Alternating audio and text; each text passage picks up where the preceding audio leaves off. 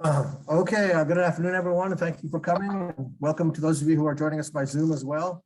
This is the Center on Aging and Health Scientific Seminar Series that is generously supported and funded by the Matthew Tabak Memorial Lecture Fund, administered out of the Division of Geriatric Medicine and Gerontology.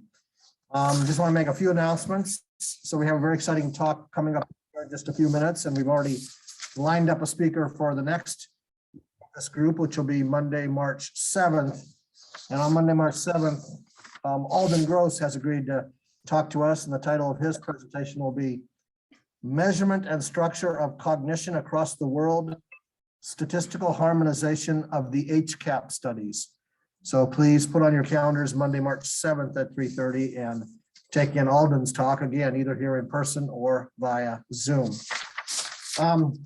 Today, we're delighted to have with us Dr. Ravi Varadhan. I'm sure most of you who are on this meeting by Zoom or here in the room know Ravi well. He's been in our Center on Aging and Health for, I believe, about 18 years now. And Ravi got a bachelor's degree from the Indian Institute of Technology in Madras, India, with a major in chemical engineering. After that, he got a PhD in environmental engineering from the University of Toledo in Toledo, Ohio. He then worked for a number of years in industry as an engineer and a senior research engineer for Dynamap Corporation. And then around the turn of the century, decided to go back and get some more advanced training and came here to Johns Hopkins, where he completed a postdoctoral fellowship. And I guess eventually did enough studies and got enough credits. He earned a second PhD.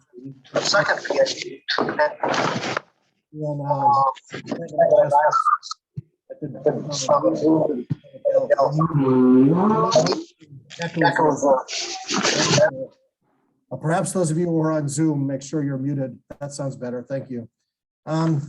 So after getting his second PhD in biostatistics here at Johns Hopkins, then Ravi joined the faculty at Johns Hopkins, first in the Division of Geriatric Medicine and Gerontology, where he had his primary appointment for about 10 years and got promoted from assistant to associate professor.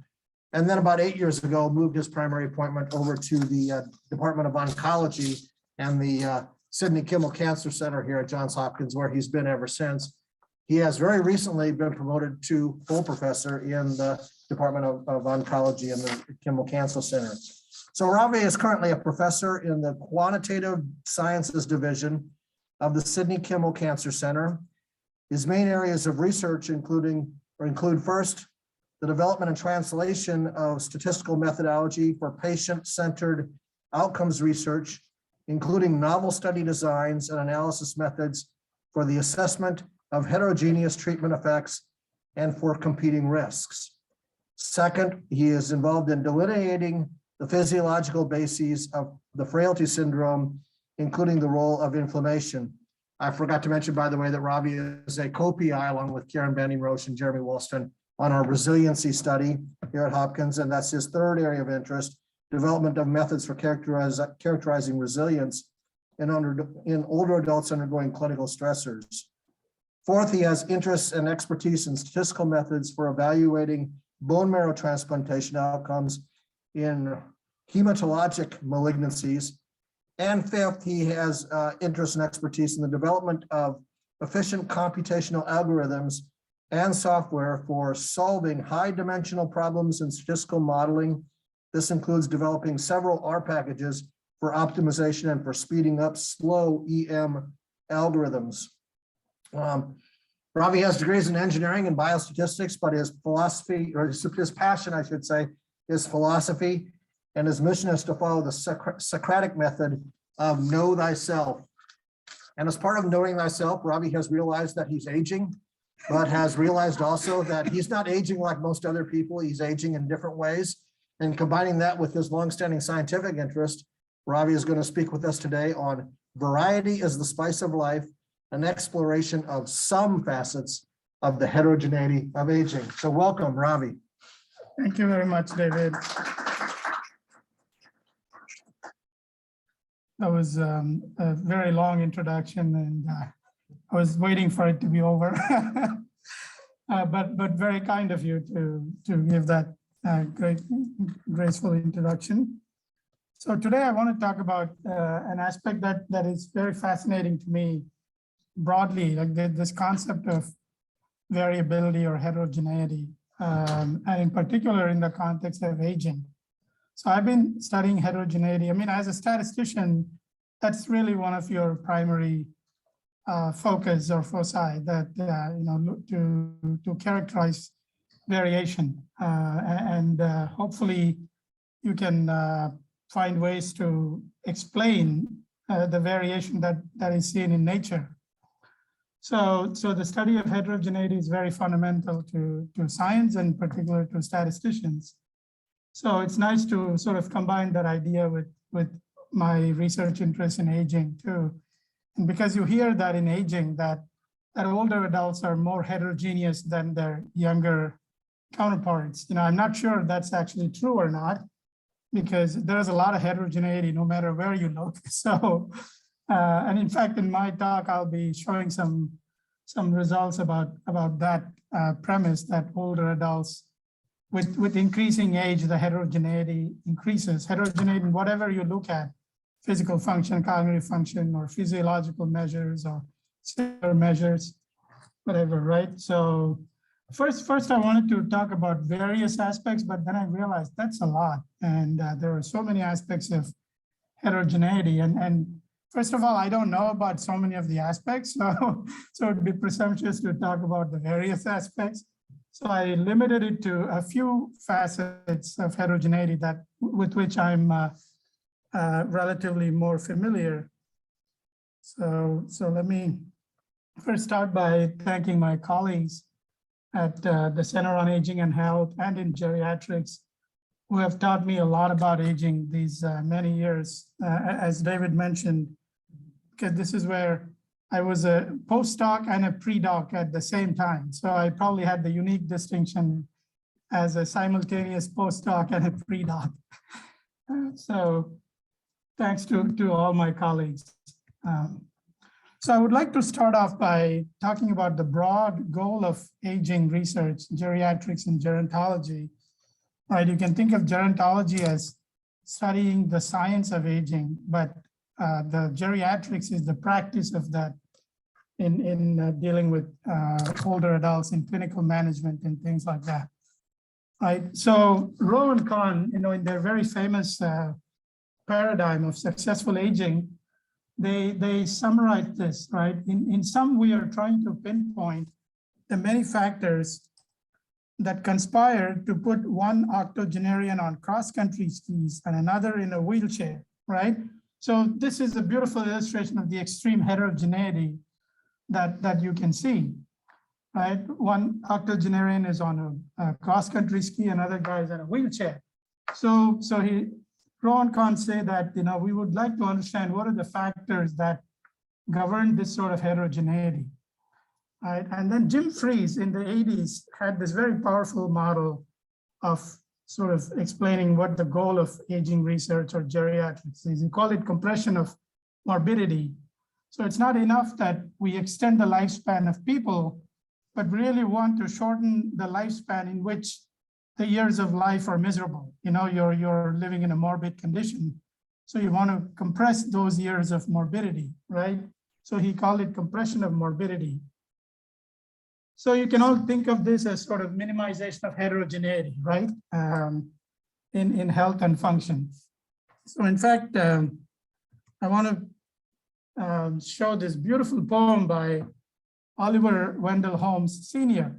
So he was the father of the Supreme Court Justice Oliver Wendell Holmes Jr., right?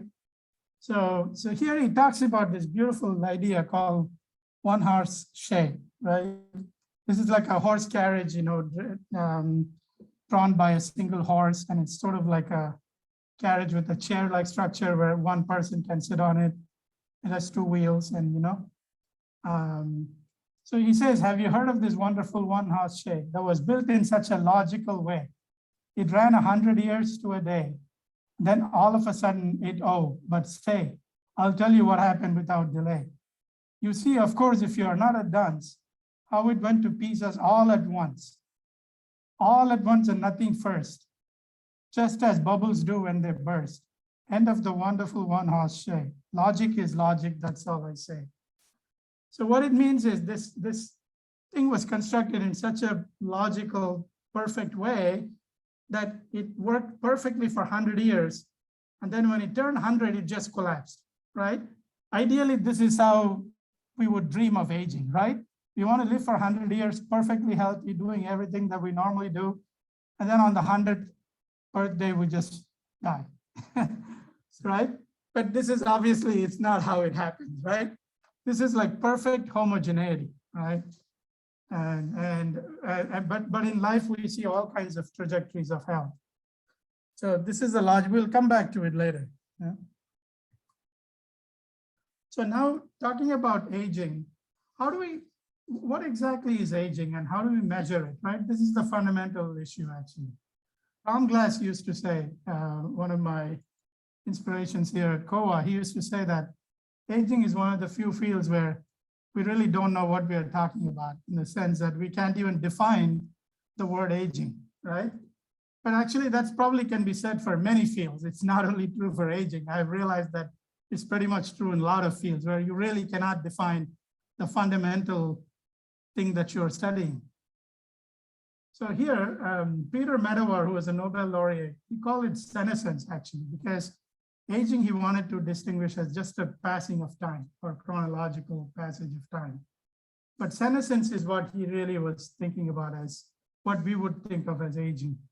So how to measure senescence, right? So he says one measure is personal, right? That's carried out on an individual basis. Okay, you measure a lot of physiological and anthropomorphic features of a person, and then you characterize the rate of change. The second one is statistical or population-based, right? So here, you look at the vulnerability to mortality over life course, but in the whole population. So you can take a birth cohort and look at their hazard of mortality over time. So that's one way to measure aging at a population level, right? So now the question is there's individual aging and there's population level aging, right? So can we gain insights on individual aging by examining population mortality trends?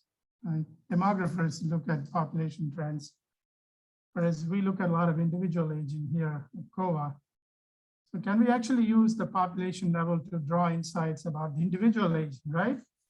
So I consulted my favorite person, Socrates. So he says in the Republic, right? So suppose you have a short-sighted person and he was asked to read some small letters from a distance. And it occurred to someone else that they might be found in another place, which was larger and the letters were larger, right? But now this is a caveat. Yeah? If they were the same and he could read the larger letters first and then proceed to the lesser, this would have been thought as a rare piece of good fortune, right? And then he says, I'll tell you. So basically here, they're trying to understand what justice is, right? What is justice? So it started off with saying, who is a just person? Okay, but then Socrates says it's very difficult to figure that out. So let's try to look for justice in the state. What is a just state?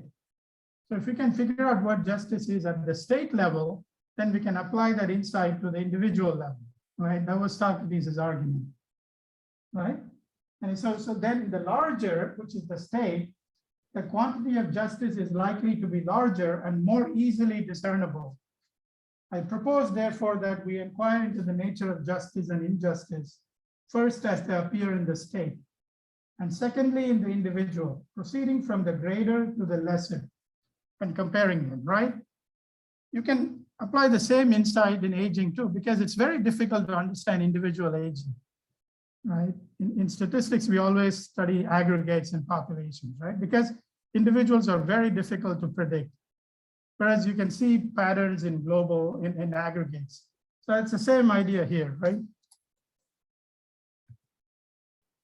So you look at the mortality trends in populations. So for example, Scandinavian countries have done a great job of collecting mortality data right from the late 1700s. So you can look at a lot of birth cohorts, and typically they have this kind of a shape. On the y-axis, you have hazard of mortality on the log scale. On the x-axis, you have age of the birth cohorts, starting from 0 up to 110 or so. So it has this kind of a inverted U shape, or sorry, it has a U shape or bathtub shape. So the mortality is very high in the immediately after birth. Then it drops pretty sharply. Then it stays relatively flat up to about 30 or 40 years. And then it has a linear increase afterwards, right? So with this kind of a pattern, can we say that the individual aging would follow something like this, right? Any given individual, would their vulnerability to mortality, or you can consider this as some sort of underlying health, would that follow a similar pattern? Right, that's the question. Can we go from the population to the individual? So can we use Socrates as insight, for example, and infer that the individual mortality also follows a bathtub shape? So I wanted to say something from another favorite person of mine, William Ross Ashby, who's a cybernetics person, one of the pioneers, actually. I'll talk about him later. So he says that let us then accept as a basic or as an axiom that a statement about a set may be either true or false, or perhaps meaningless if applied to elements in the set, right? So if I can make some statement about the whole set, does it apply to individual elements of the set, right?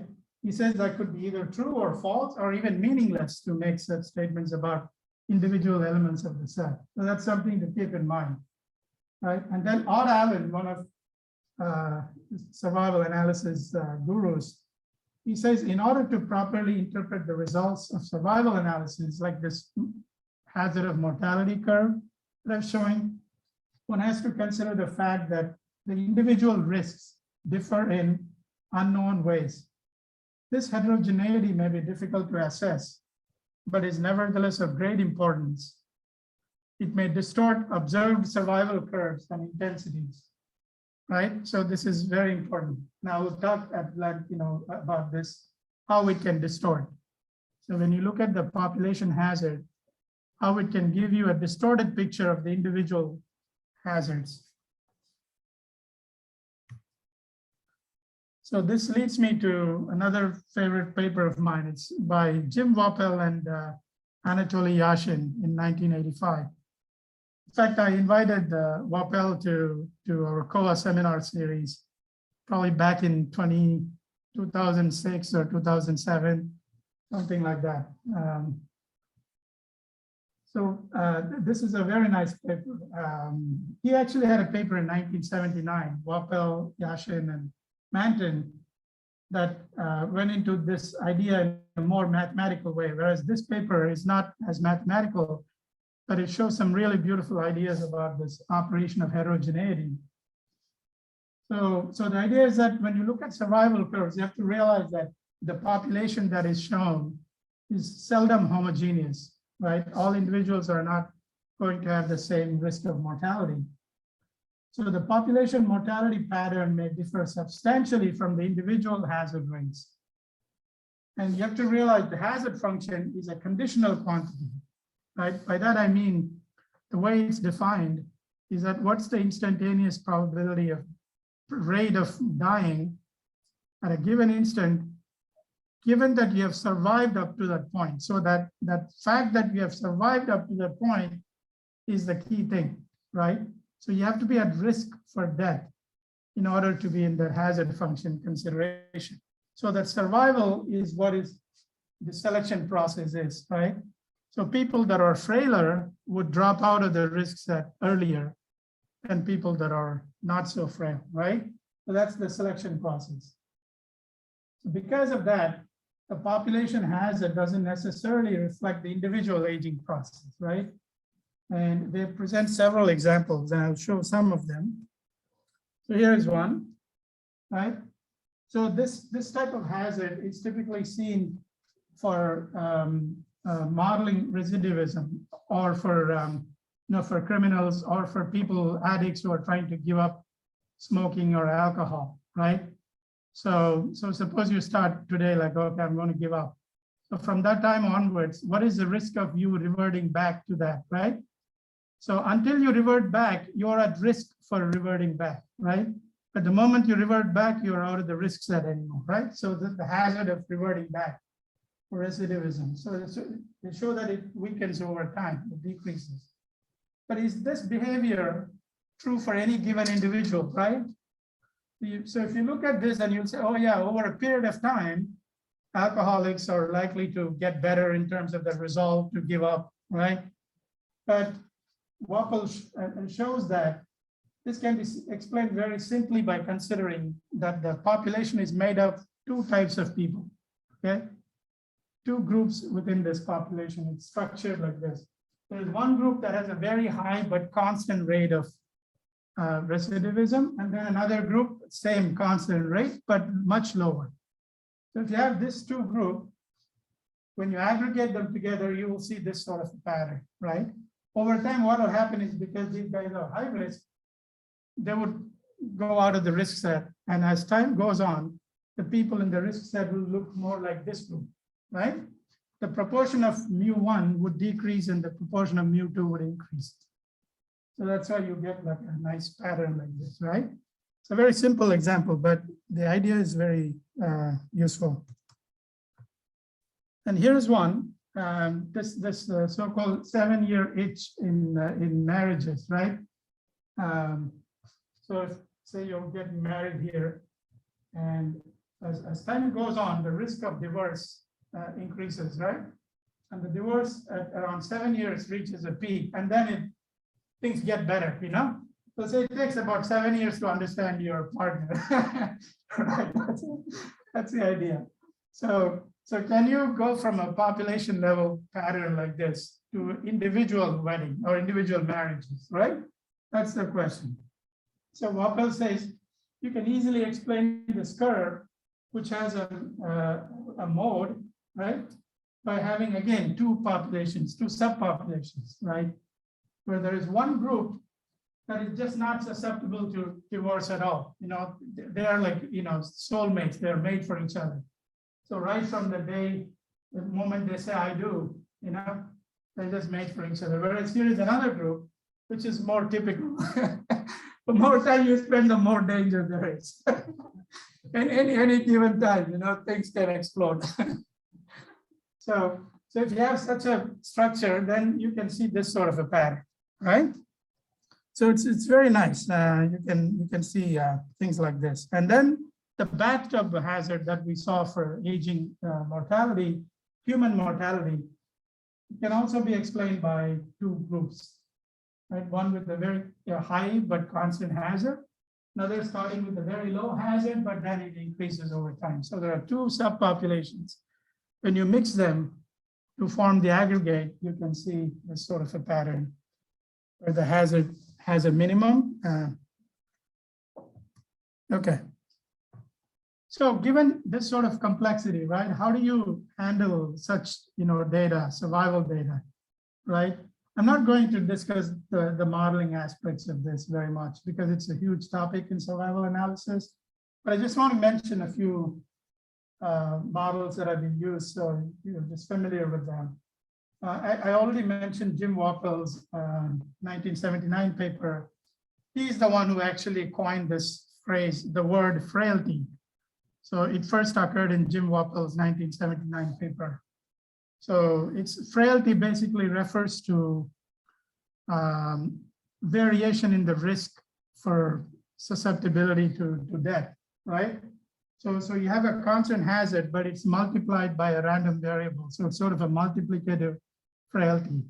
So the hazard of any given individual is a random variable times a common hazard, right? And that multiplicative variable is called frailty. It's a positive random variable, can have its own distribution. In the examples that I showed, that was just a 2-point distribution, right? One group with a certain probability, another group with 1 minus p. So that was a binary mixture, but here it can have a general distribution, like a gamma distribution, right? And another approach is this thing called phase type distributions, where people can undergo multiple stages or multiple phases before they get into an absorbing state, right, which is like death.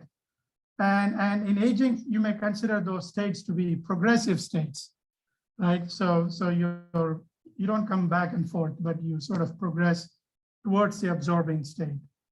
So you can model things like that with these phase type distributions, right? And then more generally, you can have stochastic process models, right? Where you can describe the evolution of the entire probability density of any quantity that you want to model, which it could be phenotypic measurements, it could be physiologic measurements. You can see how the distribution of these properties change over time. And you basically write down stochastic process equations like Fokker-Planck equations. They are partial differential equations that describe the evolution of the probability density of these processes over time. And then in statistics literature, there is a huge literature on joint modeling, right? This is from a stochastic process literature, but here in the stats literature, you have joint modeling of longitudinal markers and survival process, right? So especially in the 90s with the HIV epidemic, right? There are a lot of papers that are written about how to model the HIV process with the CD4 marker as a marker process, and then the death as the survival process. So you jointly model that. There is a longitudinal model, then there is a hazard model for mortality. And these markers at any given time go into the hazard prediction. So that's how you sort of jointly model these two. So there are a number of modeling approaches to characterize this heterogeneity, right? And using individual level information. These process models require individual level information, right? Whereas demographers in the past, used to deal with population level data. There was no any individual level covariates that went into it. At best, the things were like subgroups like men and women and race and things like that. But here we are really drilling down into the process level description. And I wanted to talk about a very interesting manifestation also of this heterogeneity, right? Which happens in randomized trials. This is something that people typically don't acknowledge or recognize. So they think if you do a randomized trial, everything's fine. So here the goal is to estimate the treatment effect, right? Compare the effect of a treatment to a control group on survival, right? Overall survival, for example, is a very common outcome in most clinical trials, in oncology, for example, or cardiovascular trials. So here the treatment effect is estimated as a hazard ratio, right? It's the most popular estimate of treatment effect because the endpoint is a time to event endpoint. So hazard ratio is a natural way to estimate, to quantify the treatment effect.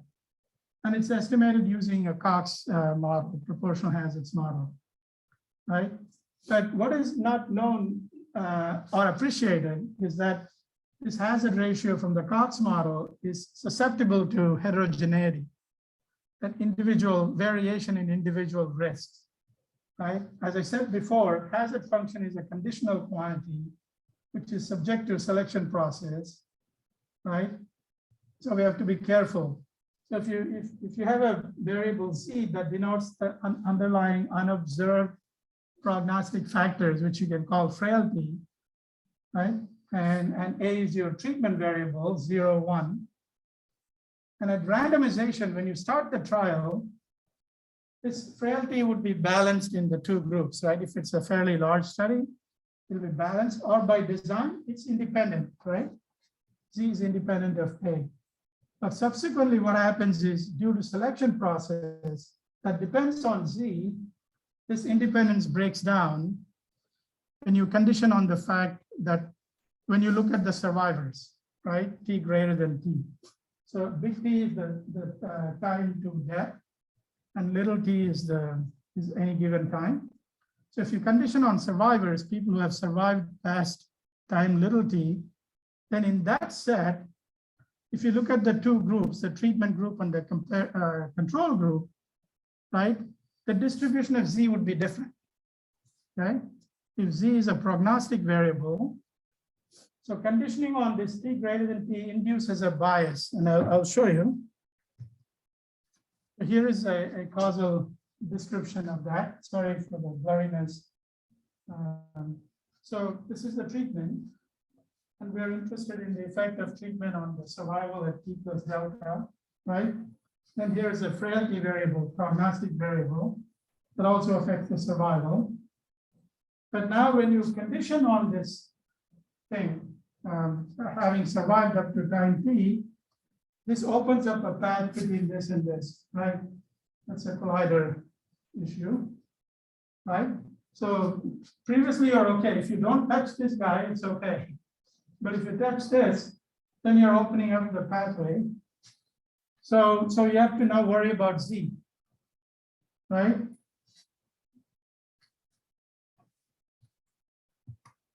So then here's an example. So you start with the randomized study. So at beginning, the proportion of Z is 0.5 in both treated group and the control group, right? But then as time goes on, the frail people accumulate more in the treatment group because the treatment is working, right? And so more of the frail people are saved by the treatment. So they accumulate in the treated group relative to the control group, right? And this shows the odds ratio of how this frailty variable is in the two treatment groups. So you can see how much the odds ratio is increasing. Yeah, starting with 1, and then it goes up to some big number. So this is what happens. There is a selection of people, the frail people accumulating when the treatment is efficacious, right? When the treatment doesn't work, then it'll still be balanced, right? So if you want to use a test of hypothesis, whether the treatment is effective or not, and you want to test the null, it would still be fine. You can use the log-rank test, but you want to estimate the hazard ratio. And when the treatment is effective, you will get a biased estimate for the hazard ratio. Yes, Alden. Yeah. If I have heterogeneity in my population, which I think is indexed by Z in your case, like two questions about that. First, how do I identify my two heterogeneous groups, separate them out? And second, and probably more importantly, if I'm in a clinical trial, should I? Or should I just rely on intent to treat and close my eyes and hit run on my program to run a cost model? Like, if you're doing an intent to treat, should you recognize that heterogeneity? So it's not, I guess, so much about intent to treat versus something else. Yeah, it is using the hazard ratio as to quantify your treatment effect, right? Is a problem because it's a conditional quantity. This heterogeneity is going to selectively change people in your group. So what will happen is if you can estimate the hazard ratio as a function of time, as a time varying treatment effect, you'll see that the hazard ratio goes towards 1. Okay, even though you have a very effective treatment, because the treatment, the more effective the treatment is, the more concentrated the frail people will be in the treatment group. So your treatment effect would go towards 1, if you can show the time varying effect, right? So that's the thing, and you can estimate the treatment effect, for example, with let me show you the simulation results, right? So here, this is the frailty variable, which has a proportion 10% in both groups at randomization, right? This is different degrees of censoring of the survival outcome. And these are the biases, right, from the Cox model. And then there's another model, which is called accelerated failure time model, where you actually model the failure time directly. Instead of modeling the hazard, which is a conditional quantity, you model the failure time directly. So log of T, for example, is X theta. So X is your treatment indicator. So the coefficient of that will give you directly the estimate of the treatment effect. But it's in a different scale now, right? It's not in hazard ratio scale, right? If you look at Weibull model, then you can go back and forth between the two, right? The hazard ratio coefficient will be a negative of the coefficient in the Weibull model, because Weibull model admits proportional hazard interpretation, right? So you can see here that, you know, when the frail percentage is high, 50%, the bias is very big. So the actual coefficient is minus 0.3, but the bias is like 0.15. So what happens is the treatment effect is now something like negative 0.15. So which is much closer to the null. See, so it's closer to zero, right? The log hazard ratio is closer to zero. It's a positive bias, meaning that the treatment effect is attenuated, actually, right? But you look at the AFT model, it doesn't do anything, right? So that's something that you know, is not often recognized. And there's a nice paper by Allen that points this out. Of course, you know, Miguel Hernan had written about it before. He has a paper called The Hazard of Hazard or something like that. So he points out this dangers of using hazard function. Okay. Now I'll talk about heterogeneity in aging phenotypes or, you know, aging biomarkers. So looking at those trajectories. So there was a recent paper in JACS which talked about I will get to that after this slide. But there was an editorial to that paper where Luigi Ferrucci and George Kuchel wrote this, that in our view, the higher level geriatric training must begin by decreasing the emphasis on averages and endorsing the idea that no two older adults are ever exactly alike. I mean, you can say that for any adult, not older adult. So this is why I always think that maybe sometimes we oversell the idea that heterogeneity increases with aging. I think it's just there.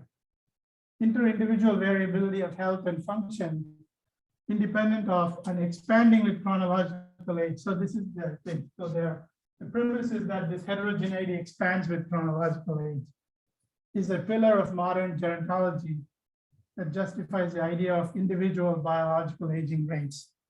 Right? I mean, this is easier said than done. Yeah? So this is a paper by Nguyen and JACS 2021. They studied the variance, right? It's of 34 health measures. So it's not like the mean change in trajectories or something. The mean is very easy. We know that log mean generally declines. But what about the variance? You know? So they looked at 34 health measures as a function of age. You know, but what is tricky in that paper is they didn't mention anywhere that this is actually a cross-sectional design, right? But then when you think about it, most of these studies have to be cross-sectional design. If you're going to span age range from 30s or 40s all the way to 80 and 90, you cannot possibly do a longitudinal study, you know? It's only BLSA can do. That's why this is the beauty of BLSA, I think. It's very, very unique. I don't think anybody can replicate that. So their goal is to empirically evaluate the widely accepted premise that heterogeneity increases with chronological age. In fact, there was a recent talk that Luigi gave, and he was sort of critiquing these epigenetic markers and things like that that have been developed. You know, you look at all these studies, you know, they're all cross-sectional. So Luigi was saying, I don't know what that means. Looking at a bunch of cross-sectional things and, you know. So this is a little blurry, so please bear with me. But this is variance on the y-axis. They have a measure called effective variance. I don't know exactly what it is. They cite a stats paper that defines this effective variance, and I didn't have the time to really look at it. But it's some sort of a scaled measure so that you can compare across different domains. Okay. It goes like 0 to 1 or something like that, some scaled variance. So if you look at, this is all 34 domains, the variance increases, but then it kind of drops off, yeah? And then these are lab measures. It also has an increasing pattern, but it's not linear. And then vital signs is a little bit more linear, but still you see a plateauing there. And the physical performance measures increases, but it's not straightforward linear increase. And lab values have this sort of a quadratic relationship. And physical measures actually decline for the most part, right? So from this, they basically say that it's not clear. You cannot say that variance increases with age. It depends on which domain and the measurement properties and lots of different issues. So as I say, the picture is not easy. It's not clear. So like half of them had increased variance. About a quarter had decreased variance and a quarter had relatively stable variance. So I point out the major limitation is the cross-sectional data. It may not reflect individual aging, right? Due to selection. So you have to have survived up to those ages to be in the sample. So Jing Tian was kind enough to look at this data for me from WAS, the Women's Health and Aging Study, right? Where we looked at gait speed for multiple visits, right? So I wanted to get a picture of longitudinal changes over time. And people in this study are relatively tight age range, 70 to 79, right? So you can see the pattern, like how gait speed changes over time, right? The mean, obviously, there is a nice declining trend, but the variance, it's not so clear to me. It seems more like it's relatively constant, right? But you can say, well, the time frame is not that much. It's about eight or 9 years or so. So you could say in that period, maybe you don't see a big change in variance. But I'm not sure about that, that argument. I think 10 years is probably still long enough.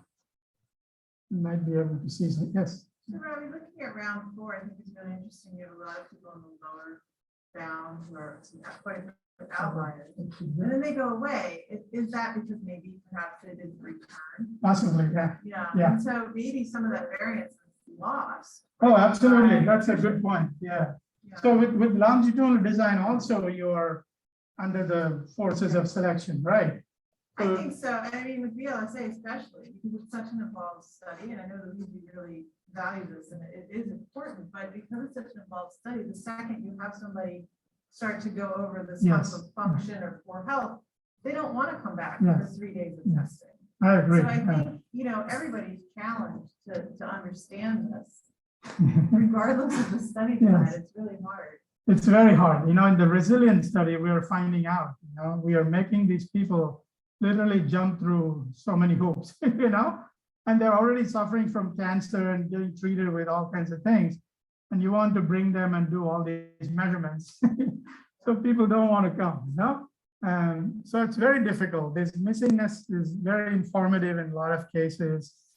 And you're absolutely right. I mean, this variance would be stable because there's selection going on here. So they select themselves out.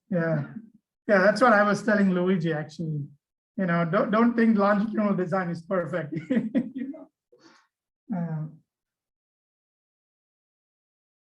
Yeah, you're right. This is for grip strength, right? Sort of similar. Just the variance doesn't change a whole lot. There's a little bit of fluctuations here and there. But when I look at the picture, I don't see like, oh, look at this, the variance decreases or increases or whatever. Are those zeros real? Yeah. Yeah, these are actually people who are unable to do the test, Oh, right? Yeah, the arthritis, yeah. So they're, I don't know what you would call it, real or unreal. Yeah. These are just the numbers for those box plots, so you can see there's not a huge change in the standard deviations for either measure. I mean, there are some ones, but nothing pops out. Okay, so I'll talk a little bit about resilience, physical resilience, right? Physical resilience is a relatively recent concept in geriatrics. I know in psychology and other areas, they've been talking about resilience for a long time. So it's considered primarily a psychological construct, but now people are very interested in the physical domain, right? So David mentioned the spring study that Jeremy and Karen and I are involved in. It's a study of physical resilience in aging, where the goal is to characterize resilience, recovery of function after undergoing clinical stressors, and to identify factors that predict resilience. So that's sort of the goal of this project, right? Resilience, broadly understood as the ability to withstand stressors and to bounce back to your normal life prior to the stressor, or in many cases, to even better than where you were prior to the stressor. Because a lot of these stressors are good stressors in a way, like knee replacement, for example, or bone marrow transplant. They're actually good stressors in the sense that they're supposed to help your quality of life. So these are typically single-arm studies without a control group. So each patient acts as their own control. So compared to your baseline, where were you? How are you doing? So change from baseline is a simple metric to assess recovery or resilience. So the question is, with regards to heterogeneity, does everyone have similar recovery patterns, or is there heterogeneity in the recovery pattern? So one version of that question is, does the change or the recovery, which you can call the treatment effect, although it's a little tricky because there is no control group, right? Does the change depend on baseline function, right? Is there heterogeneity of treatment effect in the sense that people with different baseline values gain different benefit from the stressor? So evaluating this question, the impact of baseline function, y sub 1 on the change y2 minus y1. So if you think of 2 time points, y1 is the baseline and y2 is after the stressor at some meaningful time point, like 4 months or 6 months after undergoing a surgery, right? So if you want to look at this impact of y1 on y2 minus y1, it's tricky because obviously, you can look at it mathematically, you would say that y1 is on both sides of the question, right? So you have to be careful. So if you regress y2 minus y1 against y1, what would you expect the slope to be, right? Without knowing much, you would say it has to be negative, right? Because there's a minus y1 here, and when you regress on y1, it has to be negative, right? Under most conditions. So if y1 and y2 are totally uncorrelated, it will be exactly -1. So just by the nature of this, right, you would get a negative coefficient, which would tell you that if you start off high, you're likely to end up lower than compared to someone who starts off low. So the resilience or recovery is worse in people who start off high. So that somehow doesn't seem to make sense, right? So we can address that with a very simple like bivariate normal model. So y1 and y2, so the pre and post. So the means are mu1, mu2, and this is your covariance matrix, sigma 1, sigma 2. Then there is a correlation rho between y1 and y2. So if you look at this, this is a regression, right? The expected value of y2 minus y1, given y1, is written like this, okay? So you look at this y1, and this is the slope term. So the slope of the regression is rho times sigma 2 over sigma 1 minus 1. When rho is 0, that means the base, the pre and the post are totally uncorrelated. The slope would be -1, right? And the slope can be negative whenever this rho sigma 2 over sigma 1 is less than that, right? This whole thing. And this is a very common scenario, actually. So what this means is higher functioning people at baseline derive less benefit from the intervention. So I don't think that seems reasonable, always. So what you have to do is really to get the correct inference, you have to transform this change variable. Okay. So instead of regressing y2 minus y1 on y1, you have to regress something like this. Y2 minus y1 plus 1 minus rho times y1 minus mu1. So you create this new variable, y star, then you regress that against y1, and you will get the correct estimate of how the change depends on baseline. Right, and this slope turns out to be this rho times sigma 2 minus sigma 1. So the rho comes out actually, right? Previously, the rho was inside the parentheses, rho sigma 2 minus sigma 1 minus 1, but now the rho has come out, yeah? So when rho equals 0, the slope is 0. So when y1 and y2 are uncorrelated, you see there is no impact of change baseline on the change, which is what you should expect. And so consider a more common scenario where rho is positive, right? So in this case, you look at it there, rho is positive. So the change will depend on sigma 2 over sigma 1, right? This is positive. So now when sigma 2 is not equal to sigma 1, this is non-zero, right? When sigma 2 is equal to sigma 1, that is 0. So when sigma 2 is less than sigma 1, so this would be a negative thing overall. Okay, this is less than 1. So that's negative, and this is positive. So the whole thing is negative. So when sigma 2 is less than sigma 1, the higher functioning people at baseline derive less benefit. So there's a negative correlation, yeah? And vice versa. So when it's positive and sigma 2 is greater than sigma 1, the higher functioning people would derive more benefit from the treatment, right? I mean, this sort of makes sense, right? If you think of, like, the way I think of it is like rich getting richer and poor getting poorer, right? So if you're rich to begin with, you have more resources, so you get more richer, and the poor get poorer, so the variance increases, right? Compared to the baseline, the variance post intervention is greater, right? Whereas if this is the case, then the rich get poorer and the poor get richer. So it becomes more of a socialist kind of a society, right? They're equalizing the playing field. So hence heterogeneity of change as a function of baseline is equivalent to a change in pre and post variance.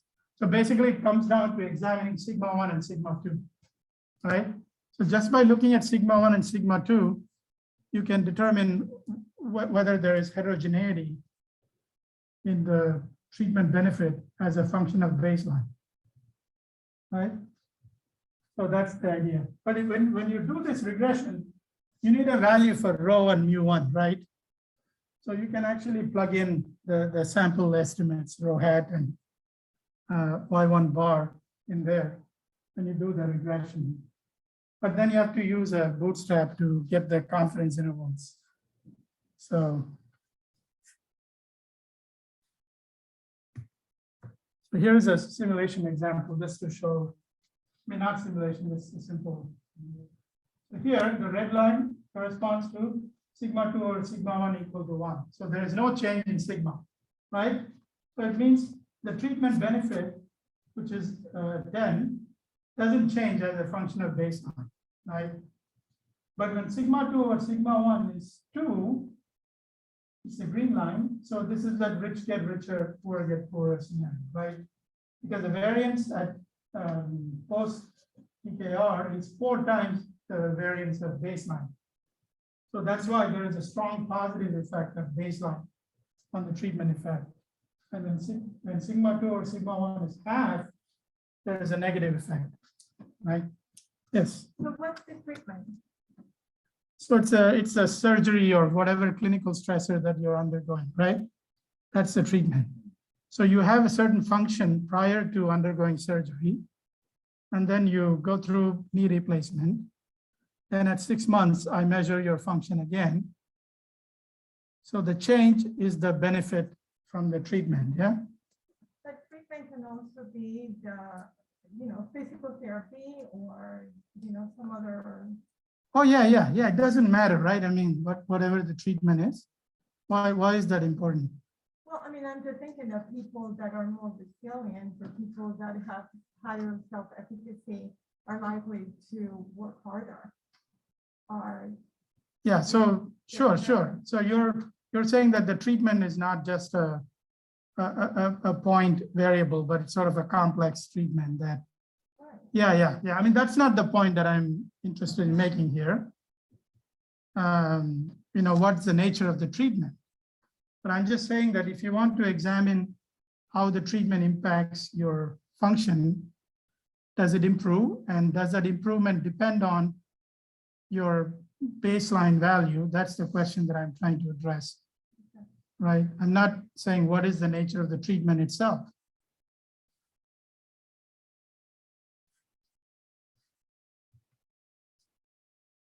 So this heterogeneity of resilience, or the dependence of the treatment benefit as a function of baseline function, right, is what we are interested in. And we looked at it in a large study, a registry study, which is about 7,000, 8,000 patients. And there was a paper that we recently wrote about this. And so here we looked at improvement in self-reported health, SF36 domains. So they had collected this pre-surgery and then post-surgery. They actually did it 1 year after surgery. So the question is the improvement related to the baseline function, right? Of course, we also looked at other factors too, the factors that are related to improvement. This is the raw data. So here, the SF36 has multiple domains, but here I'm just showing 2 domains. One is physical component domain of SF36. The other one is bodily pain domain, right? The bodily pain is considered an important thing in this area. So you look at pre-score and then the post-score, right? Pre-post. So this is the 45-degree line. And so you can see there's a pretty strong correlation between pre and post, a positive correlation, right? And here you look at the change as a function of pre. So this is what I was talking about. In most cases, you would see a negative slope, right? So if you do a simple analysis, you would say that the pre-score is negatively correlated with improvement. So people who start off high are likely to lose. So this is the inference that you will draw. And there are many papers that actually say that, right? But the reality is like what I described, right? So you have to do a careful analysis. So this is a simple analysis that we did in the paper. And in the paper, we did not do the right analysis, okay? Because we were done with this paper and I figured out how to do it and then we didn't want to change. So this one, you can see all negative coefficient, right? The baseline value, minus 0.5, minus 0.6, minus 0.46. So for all the domains, the baseline value is negative. Of course, in this paper though, to be fair, we were focusing more on these variables, not so much on that one, right? The discussion, we did acknowledge that if you want to think about this, then it's tricky. And you should not go for that interpretation, right? Whereas these are okay, actually. Even when you do a regression with the transformed Y star, right? These change, but not that much. So the corrected analysis, when you fit Y star against Y1, right? You get the corrected coefficients for baseline function as these. You see how small it is now. It's small and it's positive. You have 0.084, and for bodily pain it's 0.1, and vitality is 0.003. Compare that to those numbers, right? Negative 0.5 and things like that, right? Yes. Ravi, so I just want to make sure I understand you, because I oftentimes use baseline as a covariate because I'm interested in those other elements in the table. And I think you're saying that those effects come out pretty similar. Yeah. And if you're interested in really interpreting and understanding that baseline, That's right. then this is the way you. That's right. Okay. That's right. Exactly. Okay. And so it may be the case that if there is a strong correlation between baseline and a lot of these variables, I'm not exactly sure how that's going to change these guys. You know, when you do the, probably not that much. So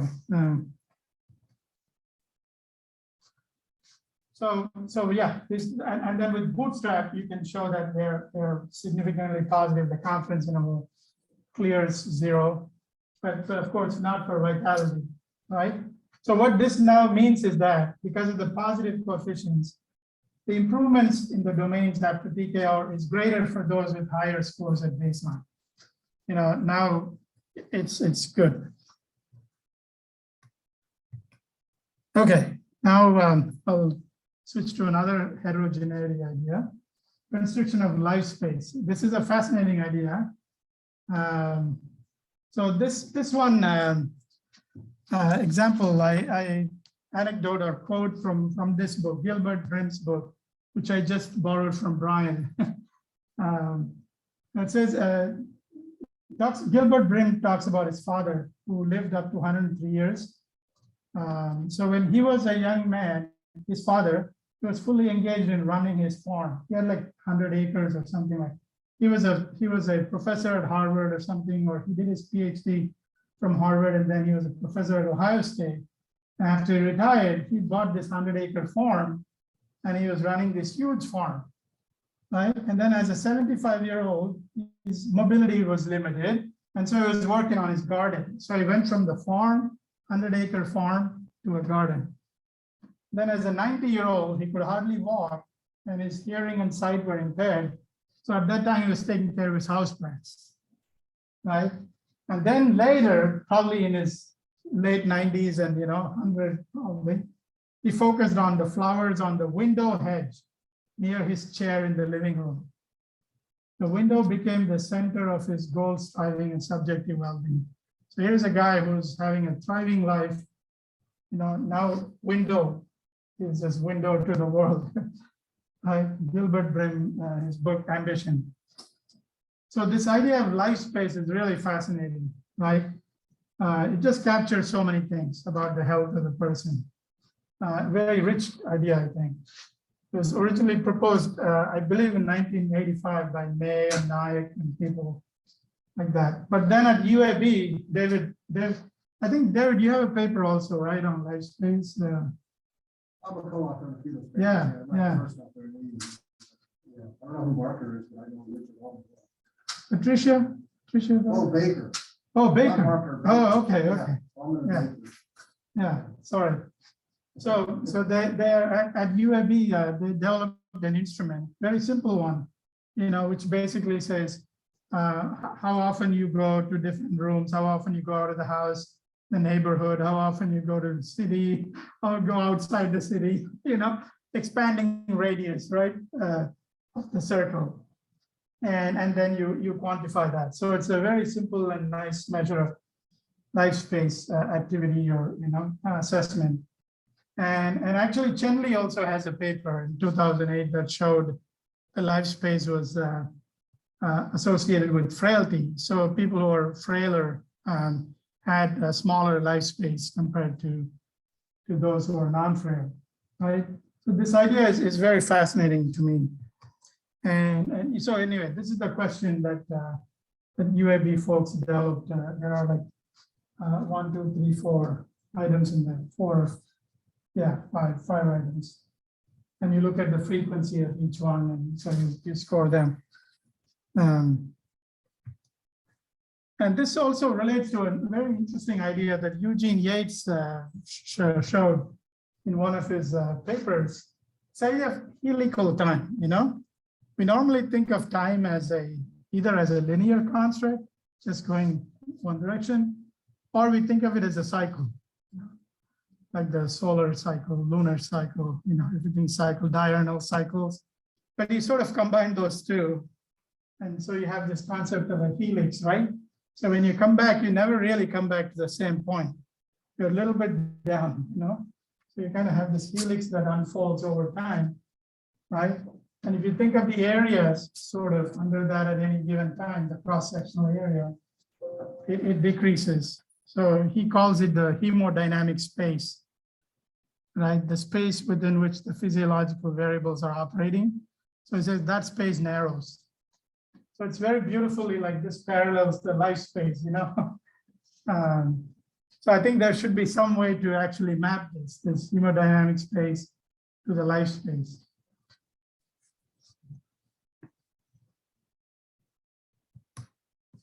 So now from life space to life spice, yeah. This is another intriguing surrogate, I think, for health and physiological reserve. The variety of activities that you're involved in might be a good indicator, right?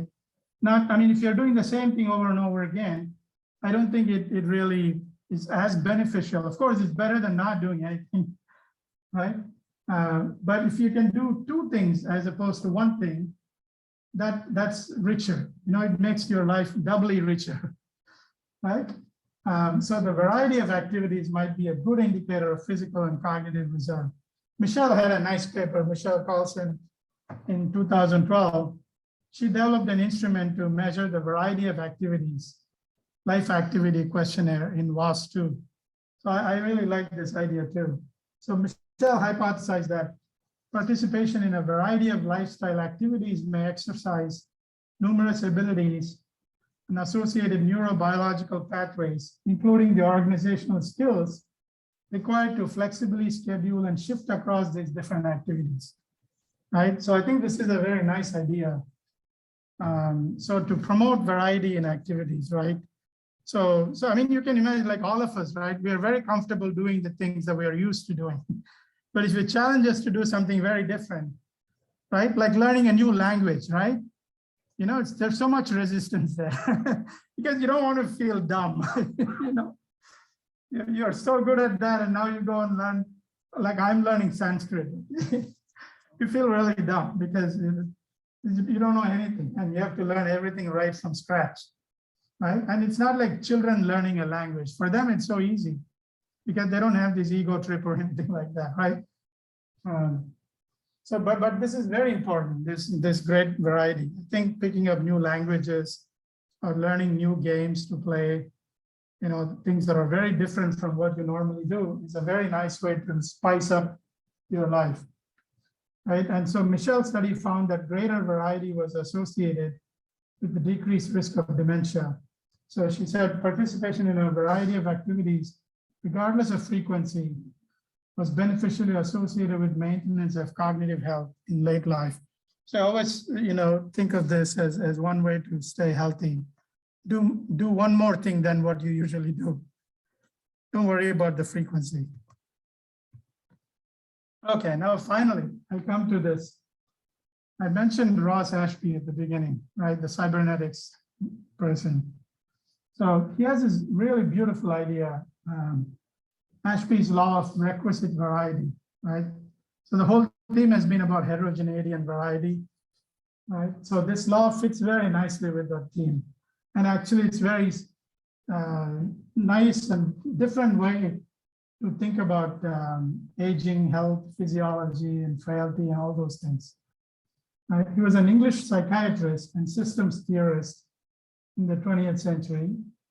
Right? He had this group called Ratio Club in London. Some really great people who were part of this club. They used to get together and discuss great ideas.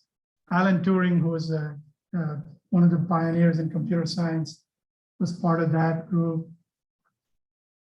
And Ashby, along with Norbert Wiener, who was a well-known cybernetics, he was considered the father of cybernetics. But Ashby was one of the more influential people in that field because he was a physician, psychiatrist. So he tried to bring a lot of his ideas to understanding human health and so from a systems theory perspective, right? So mathematical characterizations of physiological concepts such as homeostasis, adaptation, memory, and foresight, you know, the feed-forward anticipatory reactions, things like that. He tried to come up with universal principles for these types of behaviors that living organisms exhibit. So he formulated laws that govern the regulatory processes in living things and machines. So this field of cybernetics, which is the science of communication and control, right, So they used to say, there are a lot of fads that go on, right? They call it the 4 C's. First was the cybernetics. In the 50s and 60s, it was all big. Then in the 80s and 90s, it was chaos theory. And then in the 90s and 2000s, it was complexity theory. But there's somewhere in between, I messed out. There was a catastrophe theory. Okay. So cybernetics, catastrophe theory, chaos theory, and complexity theory. So the 4 C's. So I used to say these are all big fads in the sense that they didn't really pan out, and but they give you a nice way of thinking about these problems actually. So the cybernetics is very interesting because it's about control mechanisms, right? How do organisms communicate and control? So we think of frailty as a decreased ability to recover from disturbances, right? And that's due to loss of adaptive capacity, right? So we think of frailty in this way. And Ashby's idea is very interesting and could provide some ways of thinking about frailty. So I'll show you that. So he has this law of requisite variety. So consider a dynamical system, right? Like a living organism that can be exposed to one of several disturbances. So it's a set of disturbances, 1, 2, 3, 4, up to capital D. So it's the cardinality of the set, right? How many elements are in that set? And the system can deploy one of several responses, 1, 2, 3, 4, all the way to capital R, to cope with the disturbances, right? So if you have a disturbance like D1, you invoke R1. If it's D3, you invoke, so sort of like a game, right? Like game of chess or a football game, right? Like how the offenses and defenses, they make plans, right? So it's sort of a game between R and D, right? D is the threat, environmental, and R is the body's mechanism to respond to that threat, right? So R typically includes control mechanisms such as feedback, feed forward, and buffering, and things like that, right? Feedback and feed forward are more active control mechanism. Buffering is sort of a passive mechanism. You just absorb the shock, So like shock absorbers and things like that, they'll be buffering. Or like in a reservoir, you build a big reservoir, so there's a huge flood, the water can just build up in the reservoir, right? So like that's the buffering idea. And the system can achieve one of several states denoted by E. E is like an outcome or an event or something. We could say good event, bad event, or indifferent, whatever, right? So if the system has a sufficiently wide repertoire of responses, that is the cardinality of the response set is large, right? Sufficiently large R relative to D, then it can achieve any of the favorable states, right? Within the outcome space, right? With a high probability. So this is the basic idea, right? If you have a wide enough repertoire to respond, then you're doing okay. So he stated that in a simple way, only variety in response can force down the variety due to disturbances, right? Variety can destroy or absorb variety, right? This is the idea. So we can use this entropy function H, which is Shannon's entropy, to quantify variety, right? It's given as negative of the expected value of log P, right? Usually the base 2 is used because in communication you use binary digits, 0 or 1.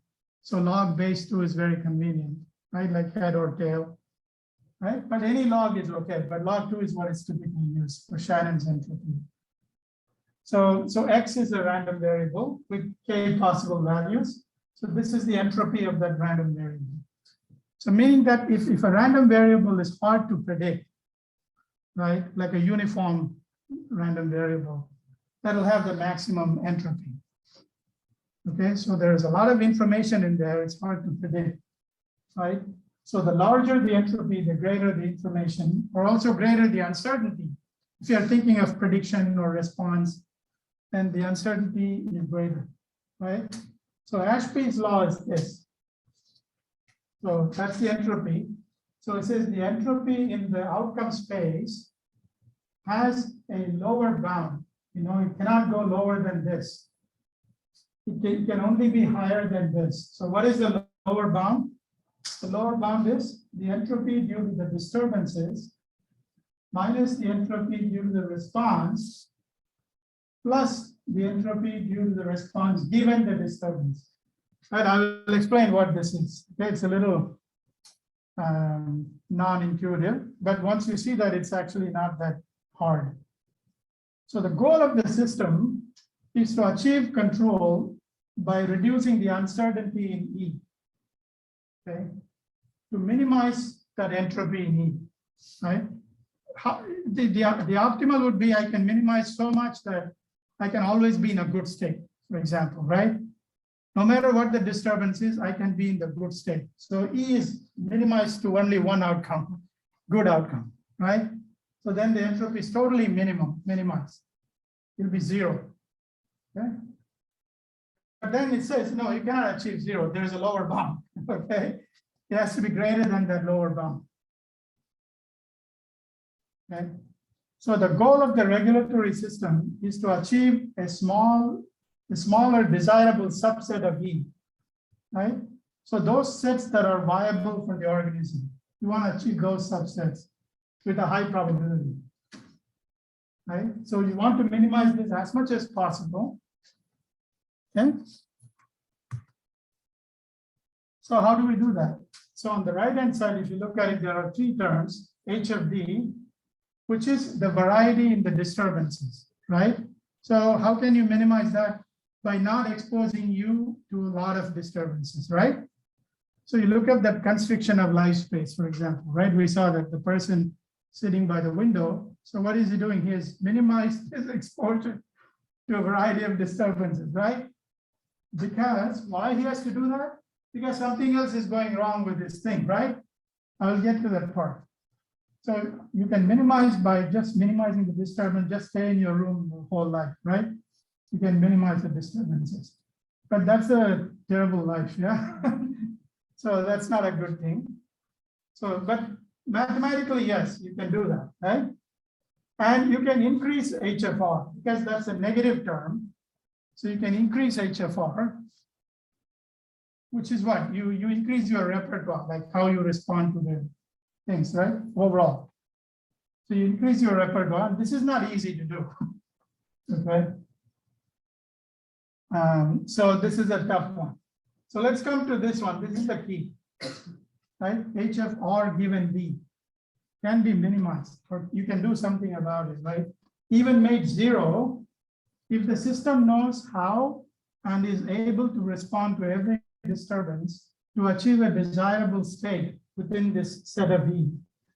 So Lou Lipsitz had this idea called reactive tuning. Like if you read his paper, his 2002 paper, he talked about stability of physiology, or something like that. Where he talked about frailty as the inability to tune in reactively to the stressor that the system is subjected to, right? So this lack of reactive tuning is the one of the main reasons for frailty. Like, that was Lou Lipsitz's hypothesis.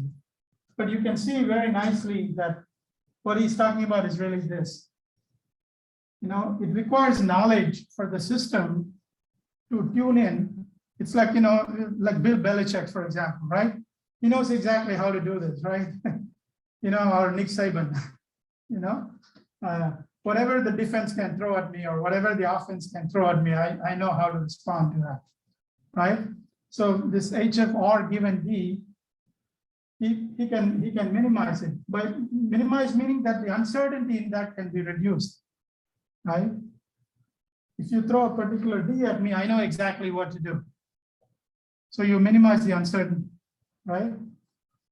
So this is the idea, right? And Ashby called it, he called it requisite knowledge, right? So if this HFR given D is a conditional thing, if this is high, then you are lacking the requisite knowledge, right? You don't know what to do.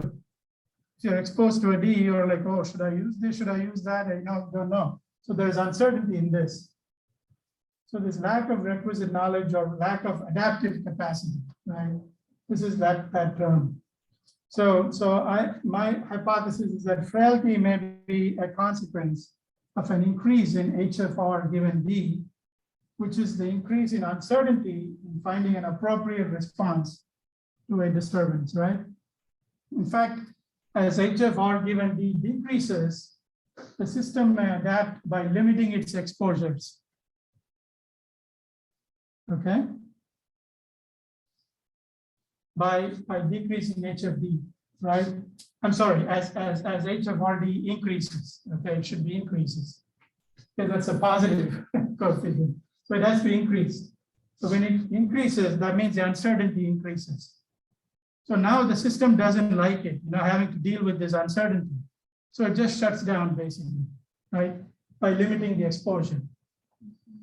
Okay, so the constriction of life space associated with frailty, right? So that's, so I mean, the system is doing what it needs to do to preserve itself, right? You may say, well, this person is, okay, so I'm done, David, I think. So concluding remarks. So heterogeneity is ubiquitous and it comes in different flavors, yeah? Its presence makes the study of aging highly spicy and challenging. Of course, as a statistician, you love this situation. It enhances the role of statistical methodologies. And then going back to the one-horse Shay example, right? Thank God, she did not design the human beings logically as one-horse Shays, right? Life would be boring if everyone lived up to 100 and died on the day of their 100th birthday. What kind of a world that would be, right? You can imagine, yeah? While we want to compress morbidity and rectangularize and all that stuff, life is a lot of fun as it is.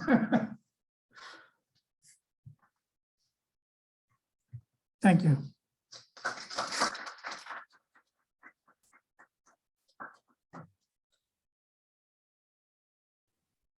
Yes. I'll kick it off with a question. I hope Brian or someone is also monitoring the Zoom for questions. If I'm putting the pieces to your talk together, which I found fascinating, but on the question of variety, it sounds like on the one hand, increased variety is resourceful, but then toward the end, it sounds like one response to your requisite formulations there is to almost decrease variety as a way to limit exposure to disturbances. Oh no, that's because you see, it's not that you are decreasing uncertainty in this. That happens as a consequence of this increasing. In other words, your loss of adaptive capacity necessitates that sort of a behavior, right? Right. Where you're shutting it down because now you don't know how to respond to a variety of stressors that life can throw at you. Right. So you're basically shutting it down by, I'm not saying that shutting it down is the right thing to do, Right. but it happens as a consequence of the organism trying to protect itself. I see. Okay. I actually have a similar question about this slide because the third bullet, it seems that variety in R is a good thing. Like that's a strategy to achieve the ideal state. But then once the R is conditional on D, like the variability becomes a bad thing. These are two different things though.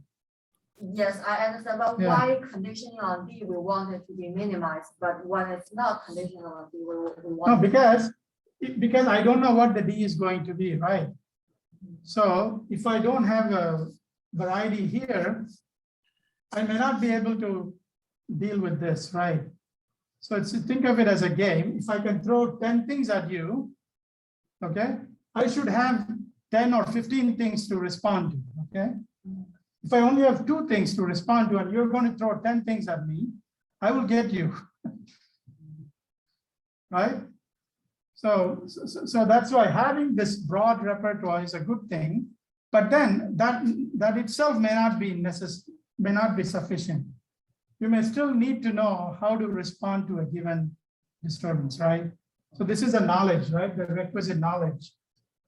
So if I give you some particular D, I should know which R to pick from that, you know? Like if Bill Belichick, he may have a wide repertoire of plays, but if he's not able to tune in on that particular play that is needed for that defense, right? Tom Brady is going to get sacked or whatever, you know? Yeah. So it's like it's very easy to think of this as a game, actually. You know, that's a D versus R, right? Like defense versus offense or whatever, right? And that's why the NFL playbooks have expanded. Like, you know, they literally have like whole encyclopedias, you know, of playbooks. I also have a broader picture question. So when we talk about the variability, do you think it's something that we should study as an outcome in place of like a mean trend?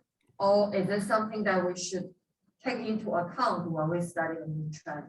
Like, what's your recommendation? There are papers who put the variability on the y-axis and see how it changes, but there are also, you also talk about like survival. If we do not account for the variability, we may have bias as the ratio and so that. So I wonder what's your opinion, whether it should, variability should be a outcome or it should be something that we control for.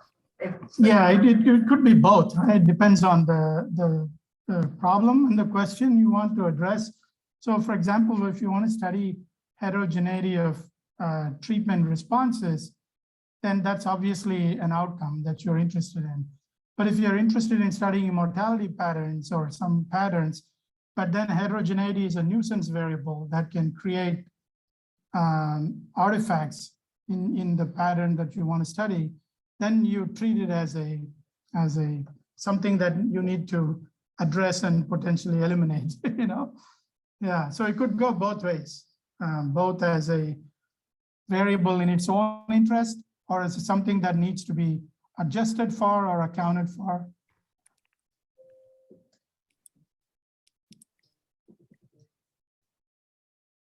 Any chat questions, Brian? Or? So kudos, just to pass on to you real quick. Michelle said, wonderful, Ravi. I agree. Spicy is good. It makes us all more interesting. So, Thanks. affirmations of your presentation.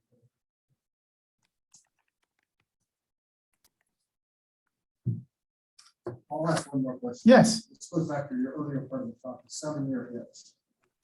I think you explained that sort of hypothetically that there are two groups of people, one that are eventually going to get divorced and the other that are ever going to get divorced. And it seems like when you sort of consider them jointly, it kind of peaks at 7 years. So, you know, I'm not sure when the 7-year itch, I would move that in the 50s. In the 90s, that turned into the 5-year itch because more and more people are getting divorced. Yeah, maybe the proportion of there's a word for that for those people who can never get divorced, immune or some such thing, you know, immune people versus the susceptibles, right?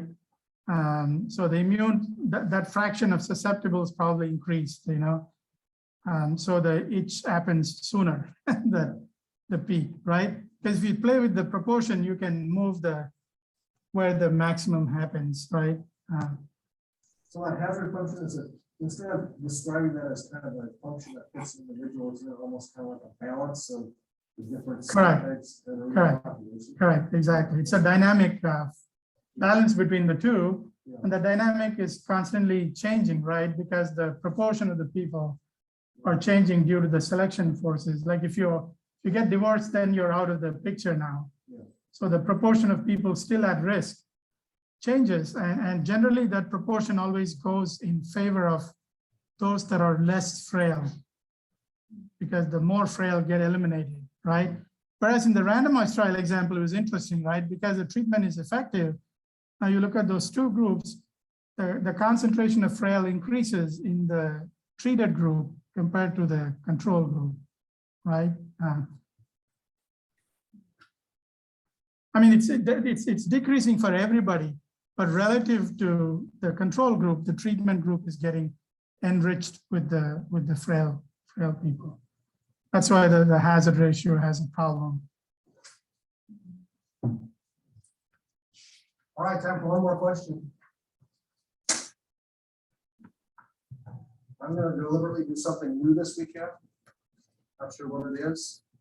But get some variety going. It's gonna be good for my lungs and health. That's good, that's good. Alden Gross came late and left early, but he's our speaker next month, 4 weeks from today, on harmonization of statistical cognitive data from around the world. So please come and see that. Thank you, Ravi. Great talk. Oh, thank you. Thank you for inviting me.